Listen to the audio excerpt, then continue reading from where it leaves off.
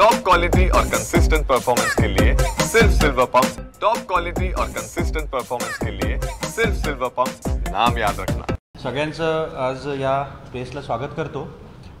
ही press घेण्यामागचं एकमेव उद्देश आहे की काल जे आपल्या बॉर्डरवर जे एस्केलेशन सुरू आहे, क्रॉस बॉर्डर आपलं जे सुरू आहे त्याच्या अनुषंगाने काल माननीय CM सरांनी सगळ्या वरिष्ठ अधिकाऱ्यांची बैठक घेतली आणि त्यानंतर मुख्य सचिवांनी सगळ्या जिल्हाधिकारी, सगळे कमिशनर पोलीस, SP सगळ्यांचं डिस्ट्रिक्ट डिझास्टर ऑथॉरिटीची मीटिंग घेतली आणि त्याच्यामध्ये निर्देश दिले आणि त्यानंतर माननीय पालकमंत्री महोदयांनी पण की जे सगळ्या पहिल्या टप्प्यामध्ये जे 8 जिल्हे होते सिव्हिल डिफेन्समध्ये तिथे सगळे हे ड्रिल्स, ब्लॅकआउट वगैरे झाले, त्याच अनुषंगाने त्यांनी असे निर्देश दिले की आपल्या जिल्ह्यामध्ये पण महाराष्ट्राच्या सगळ्या जिल्ह्यांमध्ये ते आपल्याला करायचं आहे। ते करत असताना आज आम्ही सकाळी आम्ही 11 वाजता डिस्ट्रिक्ट डिझास्टरची मीटिंग ठेवून त्याच्यामध्ये सगळे not only district administration but military, paramilitary, air force, NDRF, SDRF, fire defence कॉलेजचे लोक, त्याच्यानंतर सिव्हिल डिफेन्सचे अधिकारी आणि ते मीटिंग घेऊन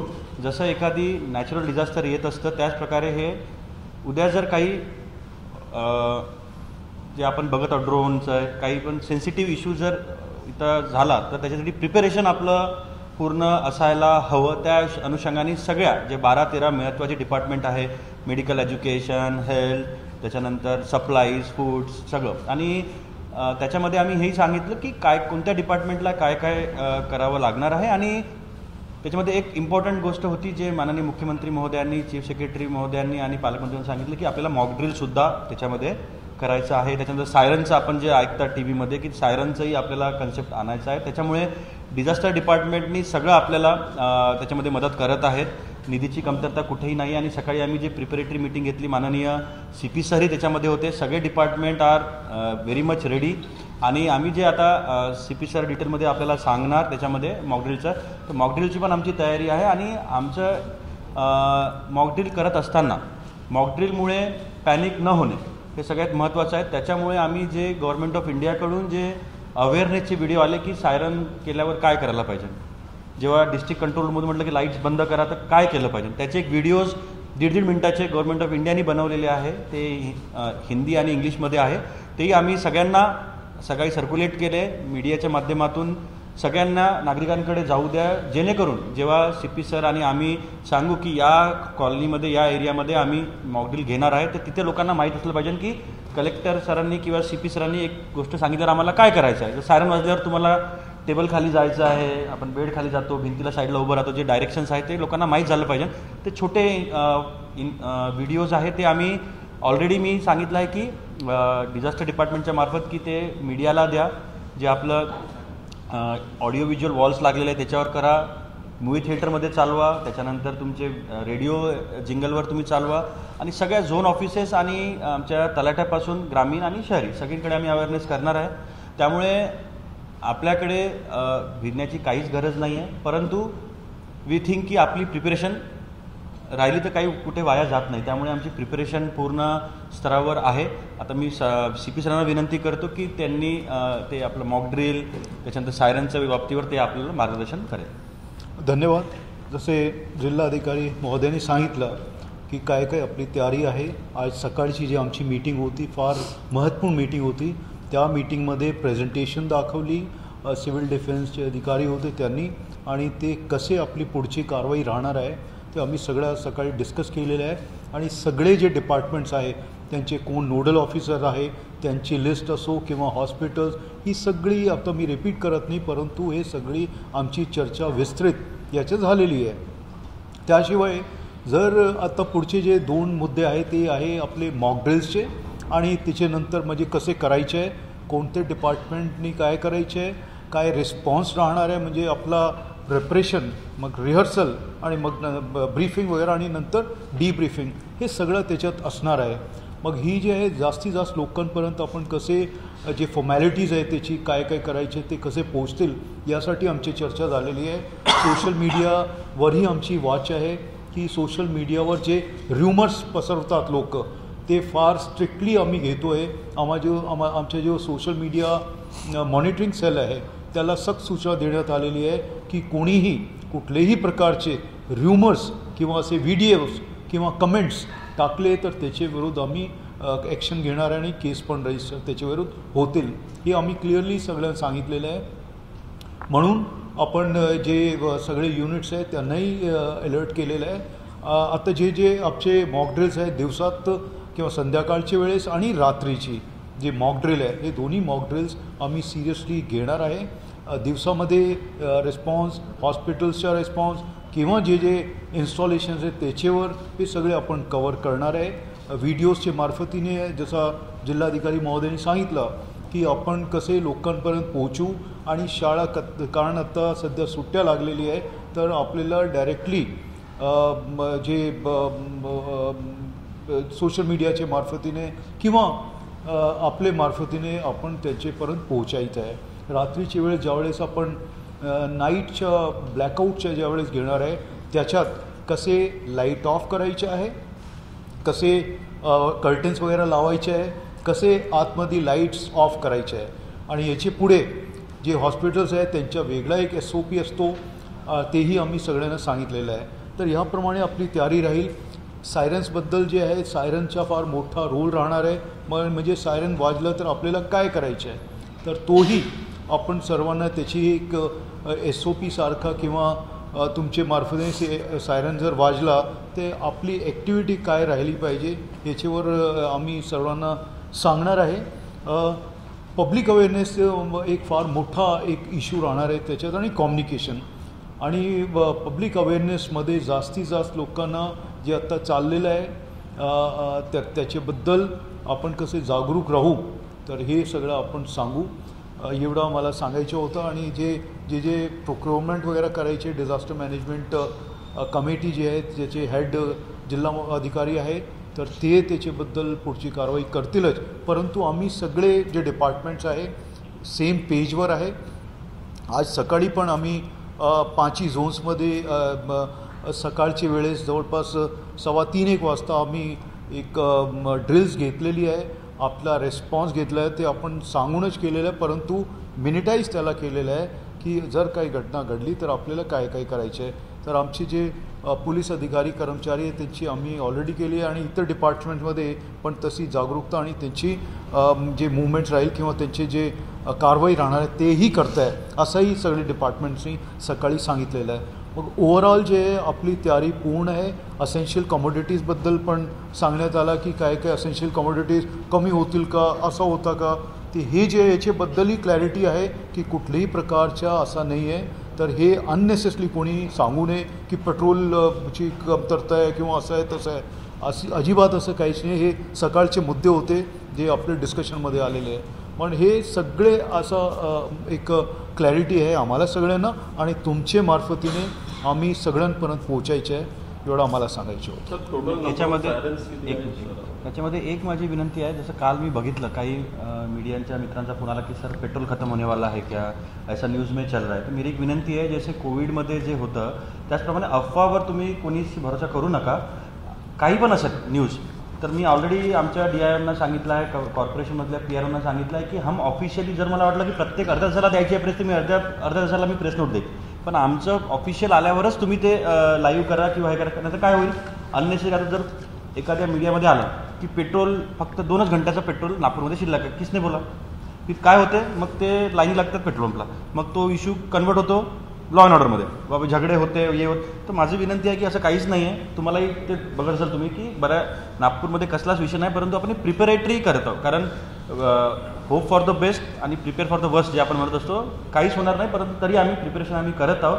त्यामुळे ऑलरेडी मी सकाळी माझ्या DIO साहेबांना केलेलं आहे की कस्ट आणि DDMOंना की जरूरत पडली तर प्रत्येक अर्ध्या तासाला आम्ही तुम्हाला प्रेस देऊ. व्हॉट्सअपवर तुम्हाला ब्रॉडकास्ट ग्रुप आहेच तर आम्ही तो फटाफट तुम्हाला देऊ. परंतु कोणत्याही तुम्हाला लाईव्ह करायचं आहे किंवा प्रेसमध्ये छापायचं आहे 2 मिनटं किंवा मला मी नाही उचलला मी मेसेज करतो. मला तुम्हाला माहिती आहे की नाही उचलला तर मला मेसेज करतो मी रिटर्न तुम्हाला 2 मिनटामध्ये मेसेजचा रिप्लाय करतो. त्यामुळे विनंती आहे की अफवामुळे पॅनिक सिच्युएशन क्रिएट ते पॅनिकमुळे न होणारा घटना नको घटायला.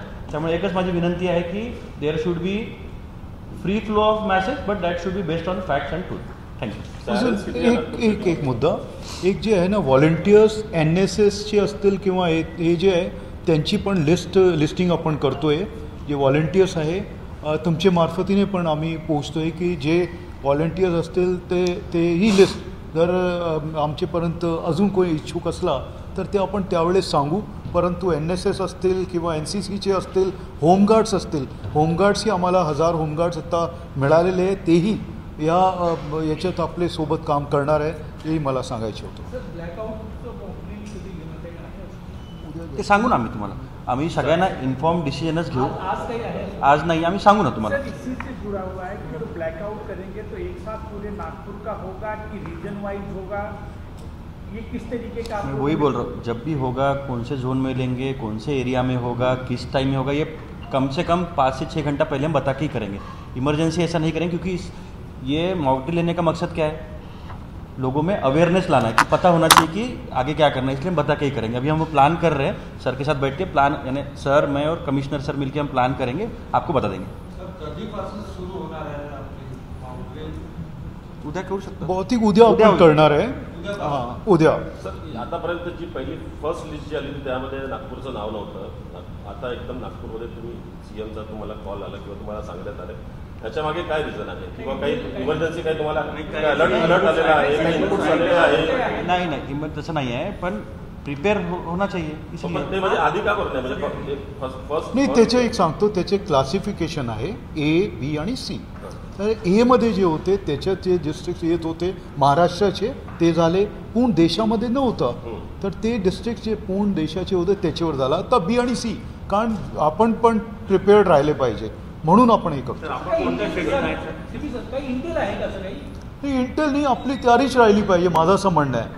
इंटेल कधीही नसतो. आता कोणत्या शहरावर कधी होणार कोणाला माहिती नसतो. तुम्ही जर आत्ता जे चालू आहे त्याच्याबद्दल कल्पना नव्हती कुठे जाईल. आता रिमर्स पण आहे की दिल्लीवर किंवा असं तसं, परंतु आपली तयारी राहिली पाहिजे लोकांना. नहीं तो ऐन वेळे जर झाला तो उस टाइम पे हम लोग क्या करेंगे, तेरे को ये करना था, नहीं करना था. तो इसलिए तयारी अपनी रहनी चाहिए. इसलिए सिव्हिल डिफेन्सच्या ॲक्टमध्ये कॅटेगरी 3 मध्ये सायरन्स किती आणि किती तुम्ही इन्स्टॉल करणार आहे? सायरन्सच्या जे आहे काही आता 3-4 सायरन्सच्या जे होता तो आहे.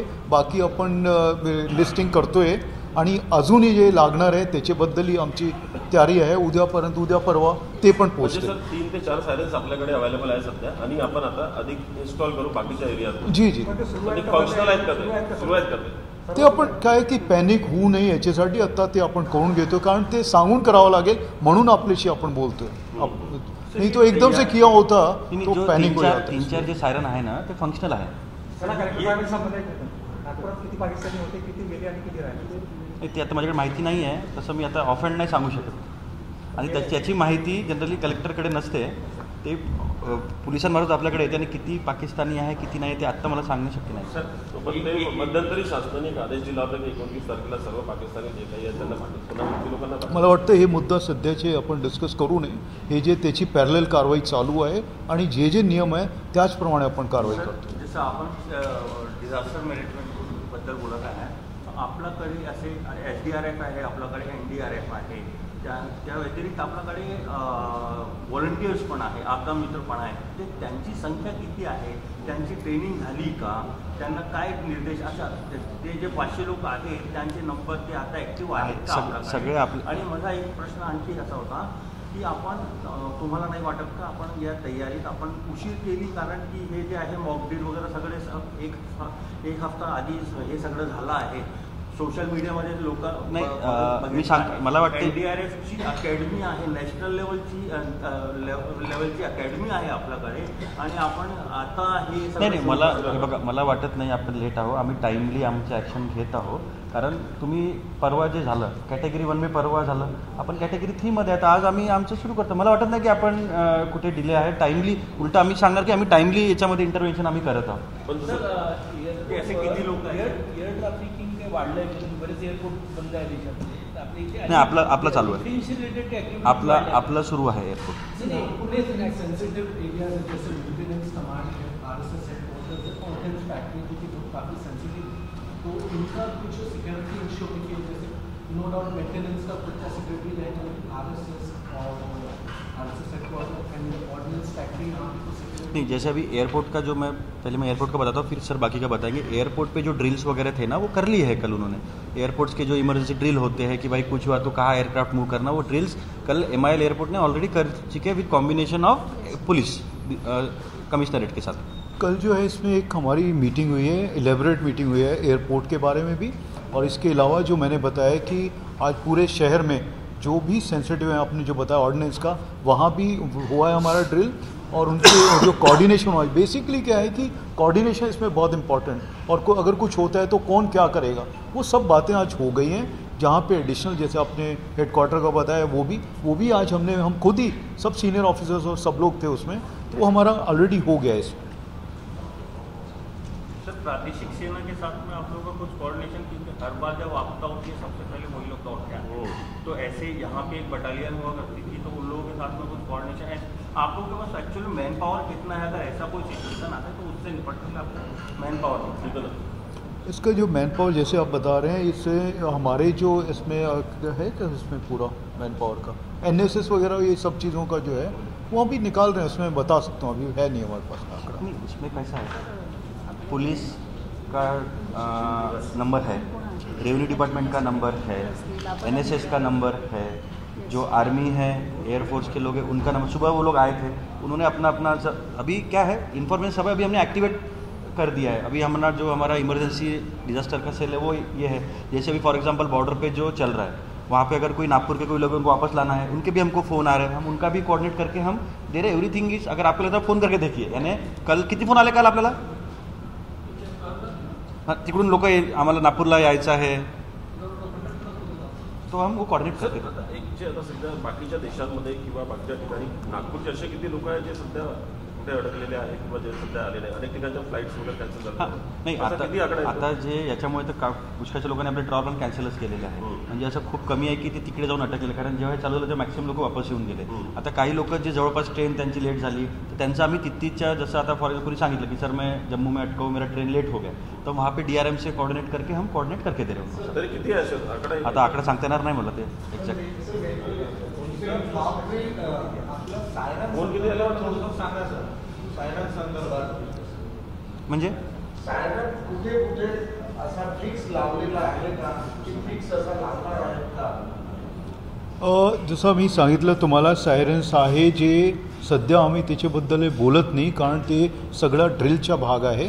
ते झाल्यानंतर जसं उद्या जर आपल्याला करायचे आहे ते टेस्टिंग करून तुम्हाला सांगून मग आम्ही सांगू शकतो। Sorry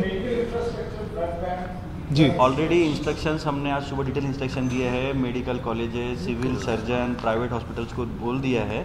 see basically natural disaster रहो कि आर्टिफिशियल डिजास्टर रहो, प्रोटोकॉल वही रहता है जनरली लगभग। तो उसमें फिर ब्लड कितना है, ब्लड बैंक में रेअर ब्लड ग्रुप का ब्लडचे डोनर किती आहे, सगळं ॲक्टिवेट आम्ही करून ठेवलेलं आहे। त्यातरी एमर्जन्सी डिपार्टमेंट बरोबर असे रेव्हेन्यू डिपार्टमेंटचे जे आला अधिकारी आहेत त्यांचे सगळ्यांचे सुट्टी कॅन्सल आहे। गव्हर्नमेंट ॲक्च्युली आम्ही पण ट्रेनिंगला जाणार होतो, माझी पण ट्रेनिंग कॅन्सल झालेली आहे, कारण जे जे एक्झिक्युटिव्ह पोस्टवर आहे, लॉ अँड ऑर्डरशी असोसिएटेड आहे, सगळ्यांच्या सुट्ट्या कॅन्सल झाल्या। सर एक बार कोई स्पेसिफिक नागपुर को लेकर इनपुट है क्या, क्योंकि पाकिस्तानी मीडिया में चल रहा है कि संघ मुख्यालय को टारगेट करो सीधा, और उसके बाद सुनिए एक सेकेंड, हमने कभी पूरे जीवन में हमने कभी टेकड़ी जो है आपका जो इनका सीतामढ़ी का जो आर्मी रिक्रूटमेंट ऑफिस है, वो पूरी टेकड़ी को हमने कभी पेट्रोलिंग आर्मी को करते नहीं देखी, पर आर्मी भी अब पेट्रोलिंग कर रही है पूरे पे। तो स्पेसिफिक कोई इनपुट ऐसा कुछ है, भले आप C श्रेणी में हैं, आपदा के मामले में आप भले C श्रेणी में हैं, लेकिन सेंसिटिविटी के नाम देखिए तभी, क्योंकि हम सेंसिटिविटी पे ही ज़्यादा बात करें, उसी लिए हम लोग ये कर रहे हैं। और जैसे कि आज कोई ऐसा नहीं था, बट हमने ड्रिल लिया ये, और बार बार हमारी मीटिंग्स हो रही हैं। कल शाम को ही मैंने मीटिंग जो लिया था एयरपोर्ट की सिक्योरिटी के लिए, कलेक्टर साहब ने अलग से उसकी मीटिंग ली। तो ये जो हम ले रहे हैं सेंसिटिविटी पॉइंट ऑफ व्यू से ही ले रहे हैं कि हाइपर सेंसिटिव या सेंसिटिव, क्योंकि कोई भी एरिया को हम ऐसे नहीं ले सकते। आपने जो बताया कुछ क्लिप्स जो देखी हैं आपने, हमने भी देखी हैं वो क्लिप्स, और ये जो चर्चा है या फिर जो एक ऐसे सिचुएशन में हमें काम करना चाहिए एज एडमिनिस्ट्रेशन, वो हम लोग उस तरह से काम कर रहे हैं। एवरीथिंग इज सेंसिटिव, ऐसा मेरा मानना है। मेरा उल्टा क्वेश्चन है, पेट्रोलिंग करे तो अच्छी बात है, यानी दे आर प्रिपेयर, यानी they are prepared, they are showing there preparedness. तो मुझे मैं ऐसी तरह देखता हूँ उसको.